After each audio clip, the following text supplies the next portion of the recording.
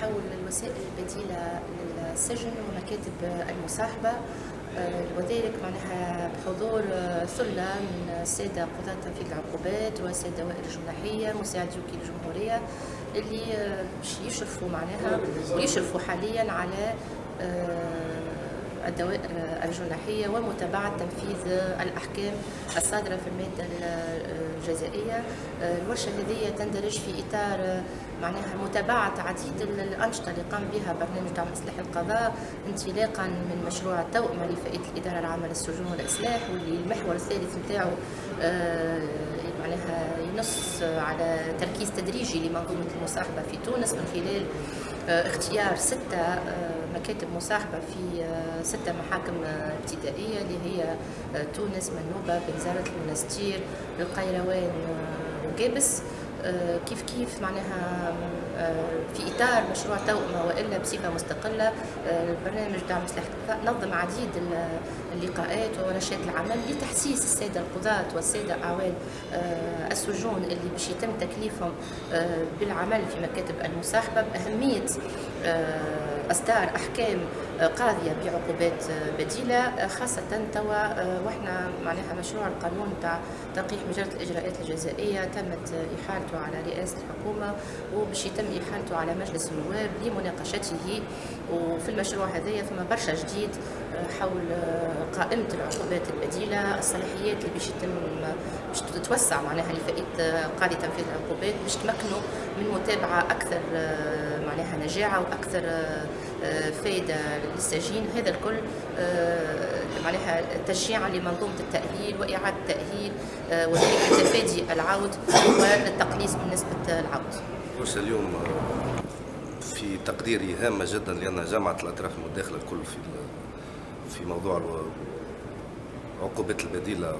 تحديدا مكاتب المصاحبة، باعتبار الوزارة بالتعاون مع البارج بصدد تحضير برنامج جدي وثبت نجاحه. دونك جمعنا الأطراف المتداخلة لتفعيل دور مكاتب المصاحبة باش اللوجورجي وقت اللي مشروع القانون اللي والحمد لله تمت اعداده من الوزاره وتحال على رئيس الحكومه يكون حاضر وتكون الاطراف الكل على تم الاستعداد لنجاح التجربه هذه اللي باش تكون تجربه رائده في انجاح العقوبات البديله باش ما تبقاش حبر على ورق، باش تكون عندها اثر كبير على المنظومه الجزائريه بصفه عامه وتحديدا على واقع الاكتظاظ في السجون اللي نأملوا اللي في أقرب وقت إن شاء الله باش نساهموا في الحد منه لما فيه خير المنظومة الجزائرية بصفة عامة وخير القضاء الكل. Cette rencontre aujourd'hui fait suite au jumelage qui a été mis en place avec la DGPR, la Direction Générale des Prisons et de la Rééducation, dont l'un des axes était la création de plusieurs bureaux de probation, de 6 bureaux de probation, pour à terme développer la probation au niveau de tout le pays, de toute la Tunisie. Alors aujourd'hui, nous sommes dans une phase où ces bureaux sont en train d'être créés et donc cette réunion d'aujourd'hui vise à réunir les magistrats et les agents de probation de ces bureaux pour une première explication un peu approfondie de ce qu'est la probation et de la façon dont on peut le mieux possible travailler dans ce cadre. Alors ce matin, j'ai fait une présentation de l'histoire de la probation dans les différents pays du monde et de la façon dont se sont organisés au niveau international des standards internationaux, les règles de Tokyo, qui sont les règles fixées par l'Organisation des Nations Unies, les règles européennes de probation, qui nous disent quelles sont les meilleures façons de structurer des services de probation et de